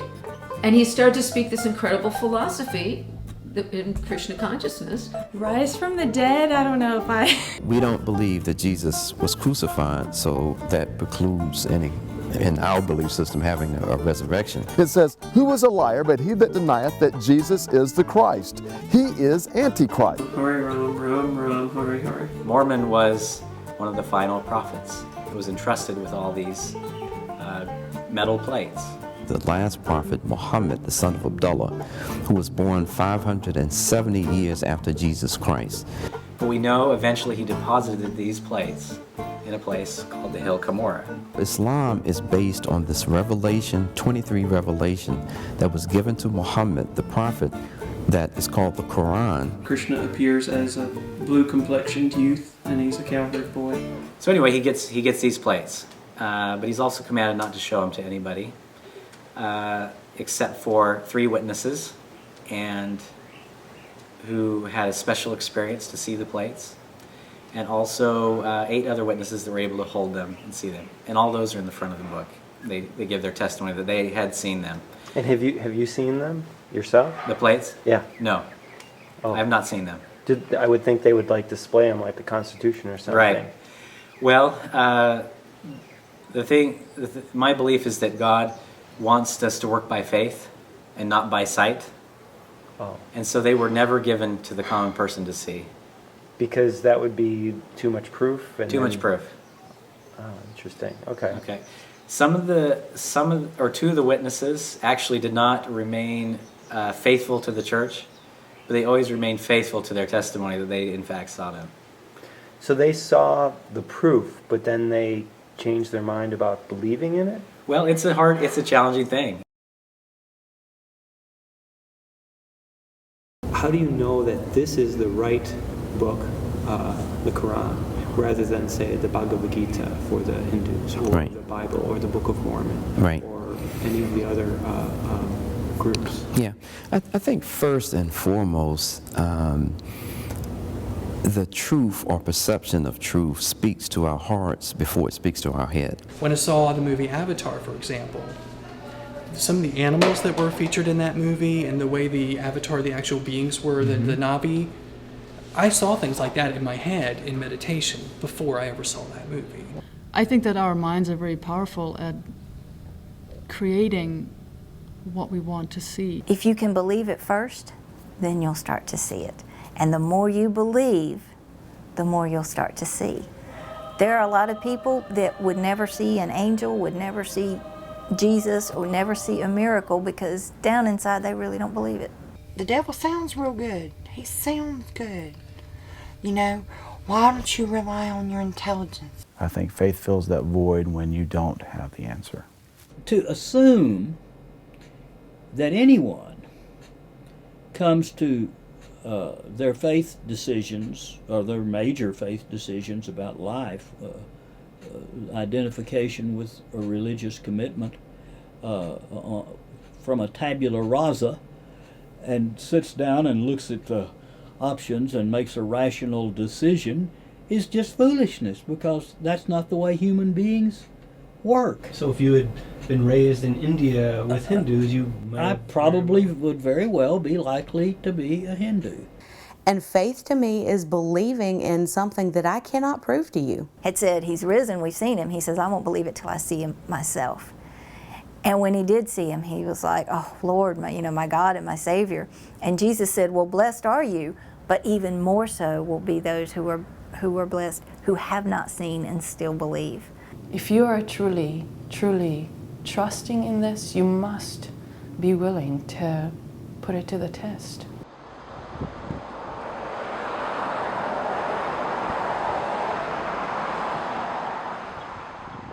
Now, you look like you're a little cold. Just a little chilly. Why is that? Because we have no power here in our camper. And why is that? The city came up yesterday morning on Monday and turned the power off, which affected the whole memorial, so that now the memorial sits in the dark at night. And there is no power here for us to use for the heat for the camper. Now, why do you think they would do that? Probably to try to get rid of us. We've been here, this is our 76th day here at the memorial. So they're trying to literally freeze you out. Yeah. It might work. As you can see right now, it's dark again. Apparently they're not willing to enforce federal law.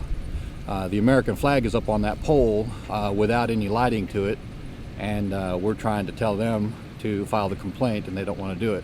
So we've already told them that if they don't turn the lighting on, we're going to be cutting that pole, the flag off that pole. They did it. There's no doubt in my mind they did. You got to settle down, dude. They are going to throw you out of here, and you will not be allowed to come back. They can't ban me from this Yes, park. they can. They can ban anybody they want to from this park. I'm a veteran of 12 years in the Army, life member of the American Legion, life member of the VFW. Because now they're turning on the citizens of King. They're not representing the city of King. So how does it feel to win one battle? Yeah, well, we got one victory here. We got the lights back on. Even though I'm out here, I can't feel my feet, can't feel my hands, I'm still out here praising God. This is exactly what it's all about. We're in the trenches trying to fight the good fight. There would be a huge siren sounding, and everybody knew what that meant. You just took your child and you ran to the bomb shelter, basically. That's how it is. And like these huge booms would rattle the entire land for a while, and after a few days it would be done. And so that was mainly my experience. The other... How old were you when that happened? Through my entire life. Lord Shiva decided that he would go and the first animal. Yeah, the first living being that he saw, he would take the head of that living being and put it on his son, and that was an elephant. That was Ganesh. Do you believe literally that happened? Yes. Mm-hmm. That's a myth. There's no way that could have happened. Yeah.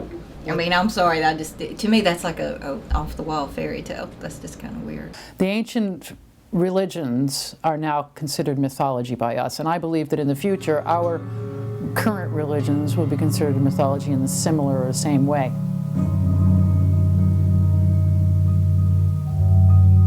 They definitely believe that story as surely as anybody would believe Jesus. And I don't mean to make fun of people, because we've got well-respected, intelligent people, like especially in Hollywood now, that are into the Scientology, and they believe we came from aliens from outer space or something. I mean, and I'm thinking, that just okay, but they really, really believe that. So here's what Justin Martyr said. Justin Martyr is an early church father from the 2nd century. Analogies to the history of Christ. And when we say also that the Word, who is the first birth of God, was produced without sexual union, and that He, Jesus Christ, our teacher, was crucified and died, and rose again, and ascended into heaven, we propound nothing different from what you believe regarding those whom you esteem sons of Jupiter. As to Christ's being born of a virgin, Justin says, you have your Perseus to balance that. So now we know that Perseus was claimed to have been born of a virgin. One of the crudest and vilest forms of worship, and I hate to use this kind of language, but it's the truth. In Islam, idolatry, to make something with your own hands and invest some kind of divine into it and bow down and attribute qualities to that which only belong to the Creator is horrible. They were killing their babies in sacrifice to their God, and they would put that baby in the wall of their home in honor of their God. God will not stand for that, and it is a stench in the nostrils of God. I've actually had debates with people who have said, oh, I don't want to know anything about those pre-Christian cultures because they were all evil. I can't give you any evidence then at that point. You've completely closed off. There's no way I can prove a thing if you have no interest in looking at the pre-Christian culture. So, we're in a catch-22 with this one. And yeah, it becomes a matter of faith. They have no problem. There is that special pleading again. We can believe this without a stitch of evidence because it's faith. But we can't believe anything that you've said without a mountain of evidence that we will still reject. It couldn't be much more than, 5,000, 6,000 years old, and so, things in science do not challenge, me and my faith. I believe everything the Bible says. If God said He put all those animals in the ark in a cracker box, I would believe it and believe that He would have the power to do that. So they weren't like going back to Neanderthals or... No. We believe Adam, in the form that we are now, that this is how we were, this is how we were created, we were just bigger. And Muhammad, the prophet, has said that, from that, the stature of humans just got smaller. There are things that are taught in the science class that, I disagree with, I think that are wrong. Things like the Big Bang Theory, things like evolution, and a whole other host of ideas and theories of how the Earth came about. I think if they're going to teach that, they should at least teach the Christian point of view. If they're going to teach, their goal is to teach the broad spectrum, then they should teach, religious points of views as well. There are 400,000 species of human-type beings in the universe. So it's beyond my... That would include other planets and things like that. Right. Too. And we do believe that there is life on other planets. So if there were two people, then did their children then marry each other, or who were Adam and Eve's children procreating with? Probably, it would just start with two and I see, right, and go out like that. Right. There's no difference between that hypothesis and the hypothesis that evolution existed. At the beginning, you have a hypothesis, but it's the process by which you collect facts. The whole creation argument is rooted in one fact, and that's that it exists in the Bible and it's written in some kind of way. And then the other way of doing it, as you said, was then to just poke holes in the limitations of the evolutionary fossil record and things like that.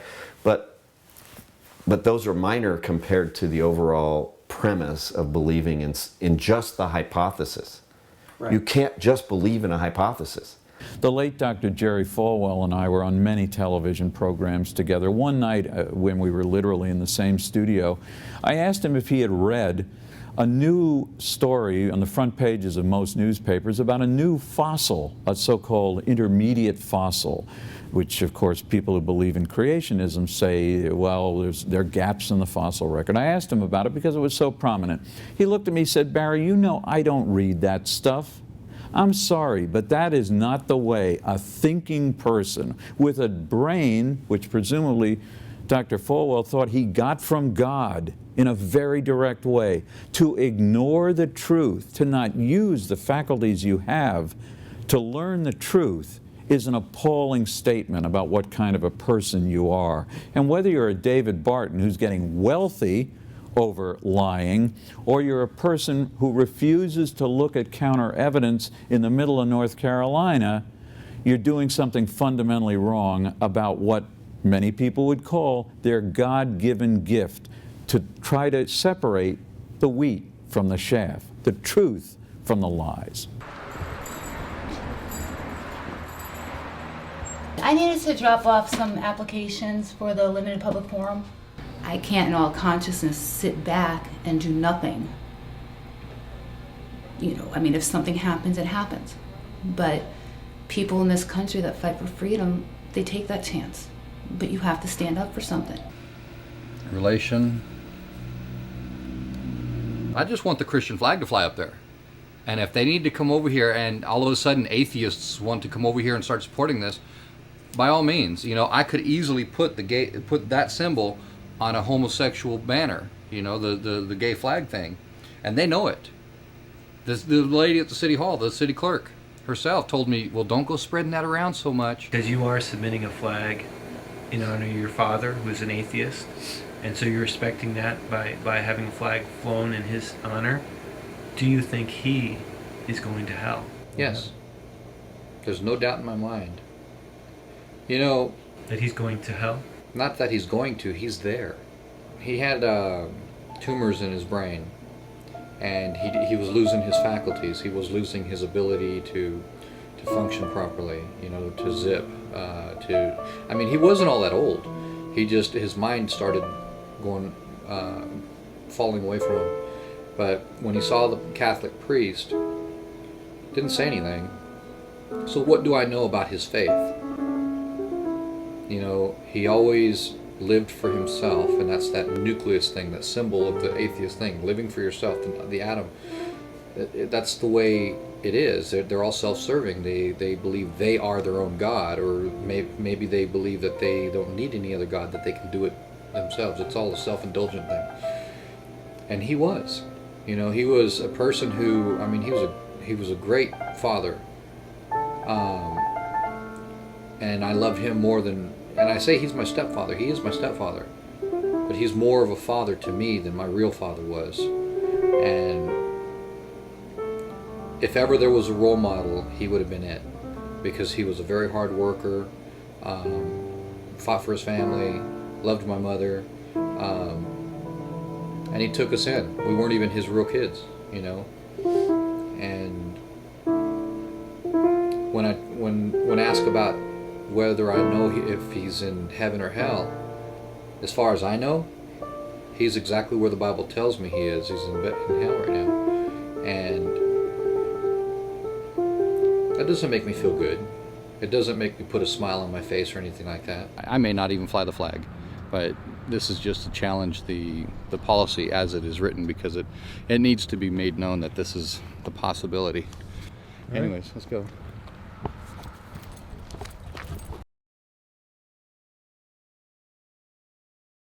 But the question that we asked today is the same that Jesus asked his disciples there. Who do you say that I am? How do you distinguish between people who used to believe in Zeus as much as people believe in Jesus now? No, that's simple. You know, Jesus is, even non-Christian writings have a history of a Jesus that was crucified, that was a teacher. If you look at the historical record of when this supposedly happens, you find nothing. That might be very shocking to people who have been told that Jesus Christ was the most famous person who ever lived. The New Testament itself has some 24 scriptures in which Jesus is touted as being famed wide and far. He's doing miracles that are shocking people. 500, 1 Corinthians, 500 people saw him resurrected. At his death, there were earthquakes, the sun darkens, the saints rise up out of the ground, and they wander through the streets of Jerusalem. You must sit and say to yourself, why isn't this in the historical record of the day? There were people writing at the time. It's called one of the best documented periods in history. I think there's over 25,000 original manuscripts of the Bible. The Bible was not crafted by God. People don't even understand church history. They don't understand that there was a big meeting and people looked to canonize the Bible, that is, to create what books are in, what books are out. Gospel of Thomas out, Gospel of John in. This is a human undertaking. The Bible being, dating back to even 25 years after the actual. We don't have any autographs or originals of the Gospels or the epistles. We have no evidence in the literary record of the existence of the canonical Gospels as we have them before the end of the 2nd century. In other words, they're not quoted verbatim anywhere before that. They don't appear in the historical record. Nobody mentions them. We have no evidence showing that they really were written by the people in whose names they are presented. We don't even really have any evidence that those particular individuals, Matthew, Mark, Luke, and John, actually lived. So there really is absolutely no evidence for this entire story other than the New Testament. It wasn't just one person that said, yeah, I saw him, there he goes, like Elvis or something like that. And there's 500 people. You just can't, other people say, oh, there was just a dream or an illusion. Man, if you and I went to bed and we both had dreams, odds are they're not going to be about the same thing. But those 500 people, we're only hearing about them from one person who's saying there were 500 people, right? I'm not sure. I'll tell you. I don't know. Right. But I believe, I believe the Bible. To have you believe in a particular religion either most of your life, half your life, or all your life, and then to find out that there's no credible evidence to support it, that can make you pretty mad. Do you remember when you found out that there wasn't a Santa Claus? Santa Claus? Yeah, I remember, yeah. What was your reaction? It was kind of disappointing. Oh yeah. Did you feel like your parents had lied to you, or? I didn't worry. I don't know. I didn't worry about it too much. But I know some kids have thought. Traumatic. Yeah, it was a little traumatic. Yeah. And one friend of mine, their son asked when he was little. He said, "Is Santa Claus real? Like Jesus is real?" Oh. Very thoughtful question. Yeah. Very good question. So the city of King, they. To make sure my application was not rejected, I initially put in 4 applicants. My father, my 2 brothers, and myself, all of us military, actually 5, one being my in-law who was a World War II vet.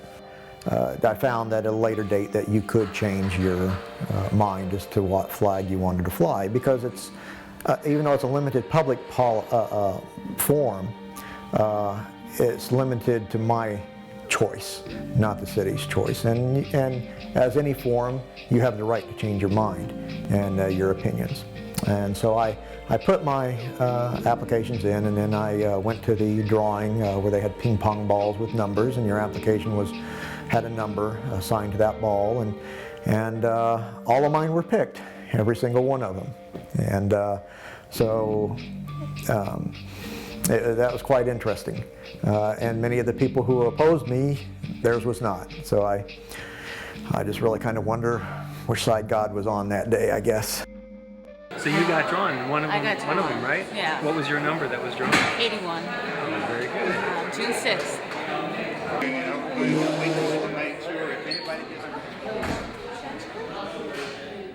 Not many words were spoken after that, except that two things.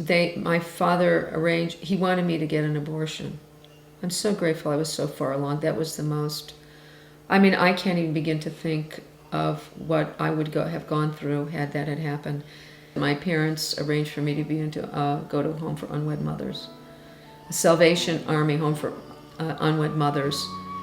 It was in Cleveland, and it was not, it was some ways from, maybe a half an hour drive or something from where we lived. So nobody knew.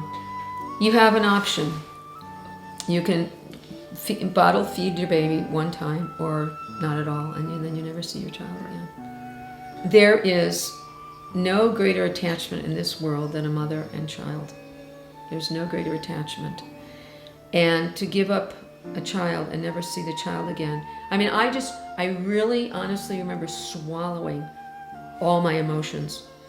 I remember swallowing all my emotions, which later on came back at me. I thought hippie life would find me happiness. Then we tried living in the country and just living out with nothing on the land. But there was always something missing.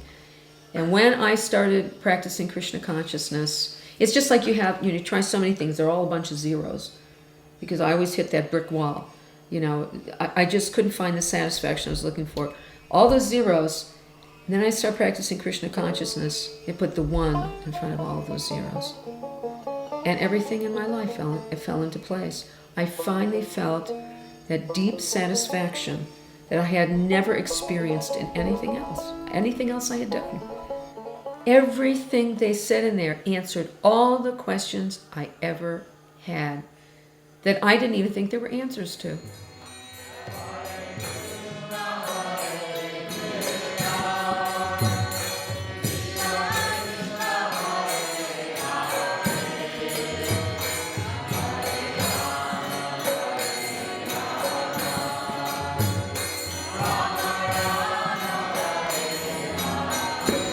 In 2003, I got a phone call from my son. I had not seen him his whole life, and then he called. And he lives in Raleigh.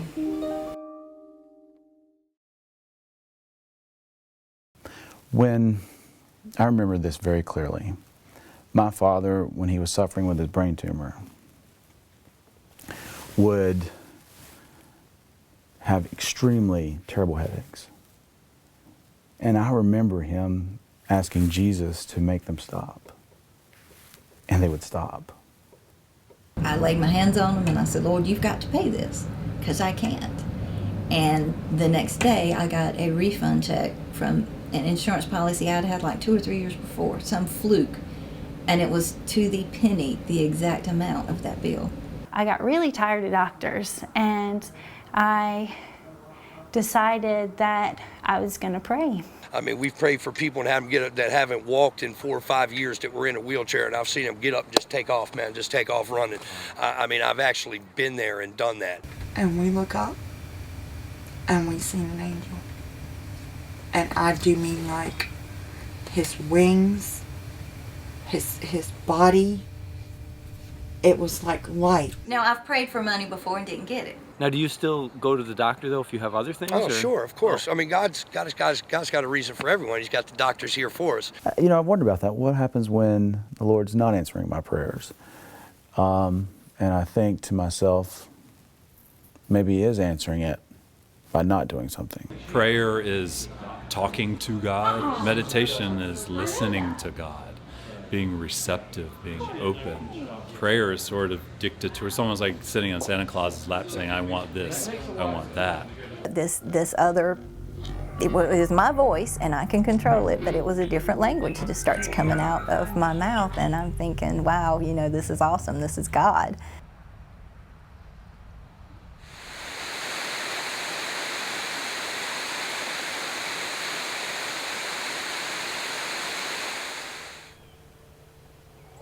And I apologize to you. You did. That's what you wanted. And this me is to what, say. no, but I wanted to say thank you very much for apologizing. And well, we can all get along. It doesn't matter. We can all get along. She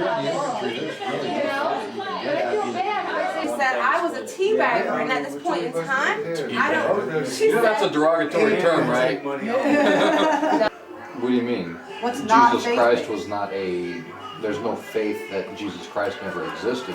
What part of that is faith-based?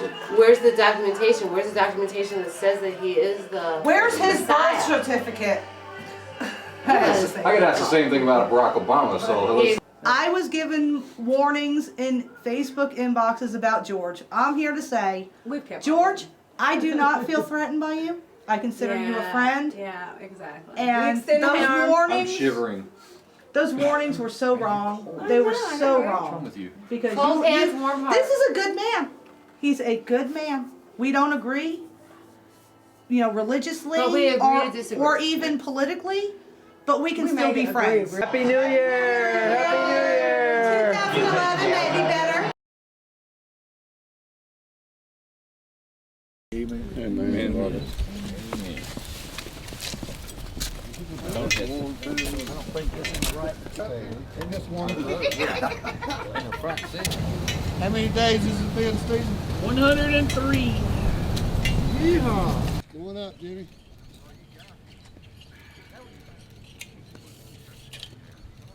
Hey.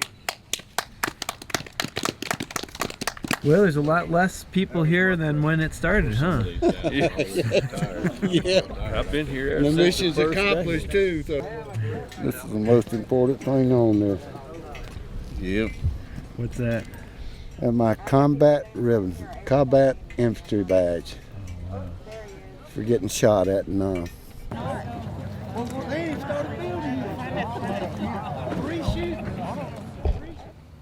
And Father, we just ask that we would be worthy of the title of Christian. Lord, I thank you for all those people that I've met during the past few months, for the trials, the problems, the hardships that we've gone through that has formed great and lasting friendships and relationships. Lord, we thank you for everything that you've allowed to happen in this little town of King.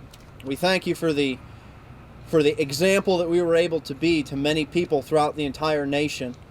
So George, that's it, huh? Yeah. Time to head to California, huh? Yep. My new chapter in life, buddy. Get right up. Let's go running. Yeah. Well, the gun that I normally carry is a bigger one, and that's like not.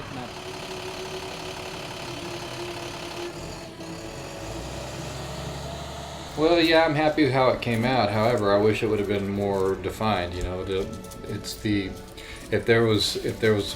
if I could surmise it all, maybe even a sentence. You know, leave these people with their illusions. They think they got it under control, but they don't. This is the Victory Rally reunion service, but this is, I guess, kind of the end of it. This is just celebrating, the victory and, having the flag flying again. I look at it this way. Maybe I lit the match, but you guys carried the flame. It wasn't just local support. We had support throughout the state. We had support throughout the other states. We were just a landing ground and a starting ground for this victory. Don't let nobody take your rights away. Stand up.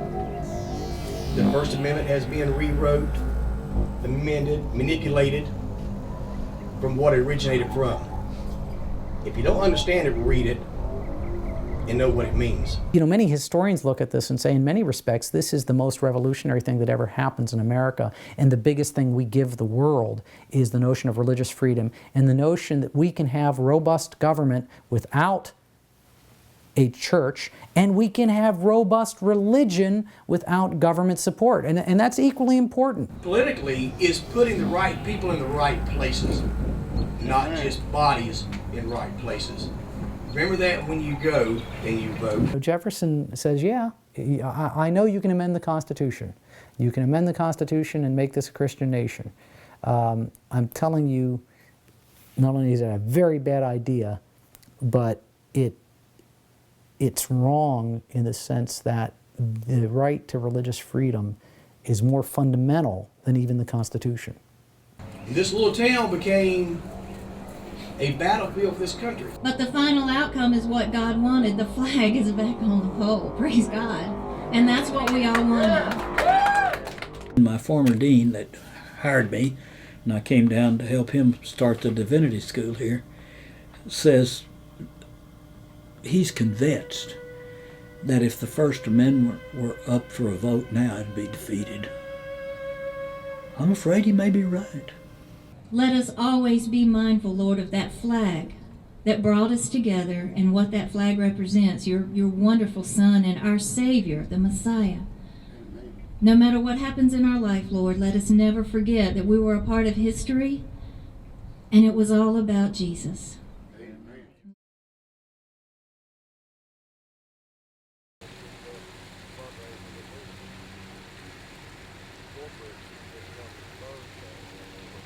It's stuff like this where we have the 1 week and they still have to shove it down our throats.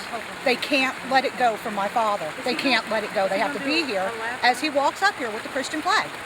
He can't let it go. I'm done. But they gone up to Calvary. I was in Washington last weekend for Rolling Thunder. Oh, that's cool. That's cool. That's cool. And you met maybe a presidential campaign, I just seen her go down the street. She's a good-looking woman. Who is that? Sarah Palin. All right. She's a good-looking woman. Now, would you vote for her? Yes, in a heartbeat. Freedom of religion can be Catholic, could be Methodist, but not if they're coming over here to this country and worshiping their God from their former country. Why did they leave? Right. So each country should just have their own particular God and not have them all mixed together into one country? That's what I think, yes. I think it is an abomination unto God. Actually, that being on your neck is just perfect because it just shows exactly what all of this was really about. Because you and your white Christian hate being out here with you and your rebel flag on your neck. Oh no, I don't hate a lot of Christianity. No. Those were the crosses that was inside the little name plate that was questioned.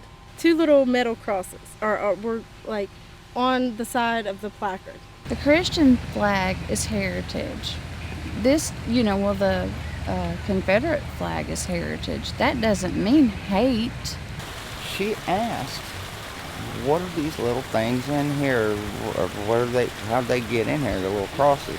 The thing all started back in Africa. They sold their own people into slavery. We didn't go over there looking for slaves. And he said, yes, I put them in there. I said, why? The good landowners, the good Southerners that did have slaves for the most part were better to them than what they had in Africa or what they had at home. But you always hear the bad side of it. You never hear the good side of it. And she goes, well, why? Why would you do that? And he said, because this is a Christian flagpole. If you look back in Genesis, it talks about Ham, Shem, and Japheth. Well, so the story goes, one of them committed a really bad sin, and God told him that race would be punished. No, it's not. There's no flag on the pole. I wouldn't have had slaves only under those circumstances. As if I had land, a lot of cotton, a lot of tobacco, a lot of the homegrown, everything the South had that the North didn't have. We needed people to work the land and so forth. She said, well, you can't just put them in there or something like that to that effect. And then that's when he said, well, you take them out of there, I'll break your arm. I was like, oh, no. He said, yes, I put them in there, and if you take them out, I'll break your arm. And he talked about you cannot be a Christian and also have the feelings of racism. You just can't. And it's so true. A few words back and forth, and told him that I was going to call the police, and he got in his truck and left. She had been mean to us, and she really wasn't. Right. She was angry because she thinks somebody put something in that placard, which would be wrong to me. Right. I mean, they're weak. And did you tell the police what Moses had said, or did they ask you? And they didn't ask. And then the police came, and they told me that since he put a condition on his threat, whereas he said, if you touch them, I'll break your arm, that they couldn't charge him with communicating threats or anything like that. Which really, I really would never charge him anyway, because I didn't want him to be arrested. I mean, he's an old man. I just thought, the police might come out here and be like, hey, Hey, it's just a flag. I chose to change the flags that I had originally chosen. And then there was just an uproar over that. One of my weeks, which I had not really looked at, all I went by was the week number. I didn't know which week my 4 weeks were. It just had an assigned number, and so that one of my weeks actually fell on the week of 9/11. And I had chosen to fly a Muslim flag on that week. But I do believe because of the sensitivity that was attached to that week, and speaking with some other veterans who are also members of the local America's Legion 290, which I'm a member of, we felt that the best thing to do was just to fly no flag that week.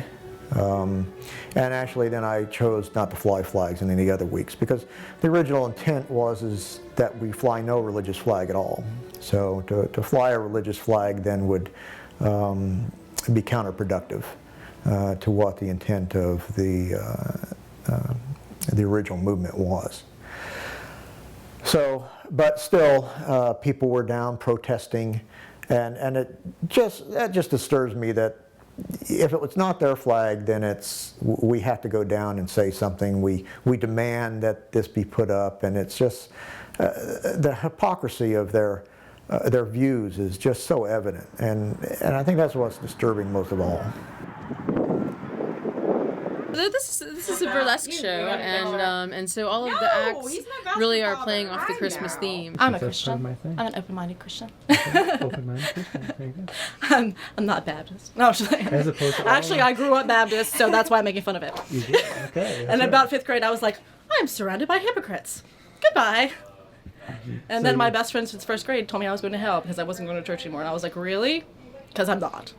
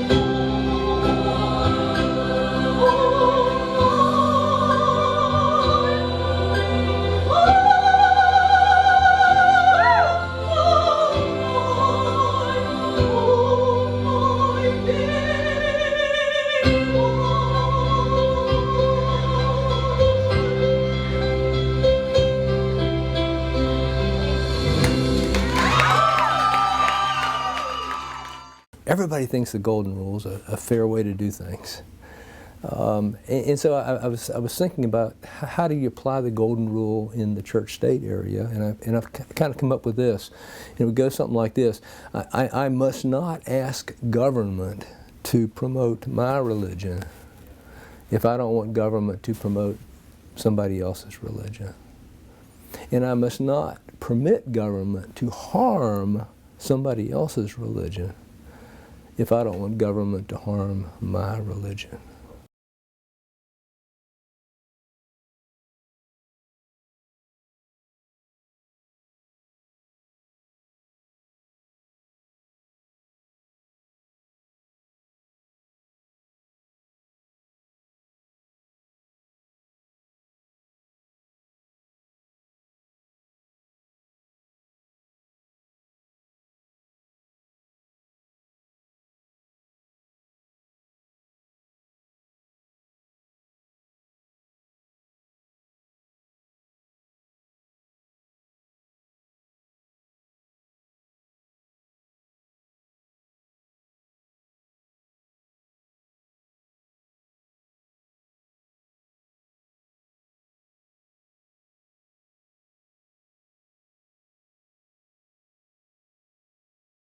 I hope you find some people that agree with leaving that flag down and interview them. I would like to know their thought process. I really would.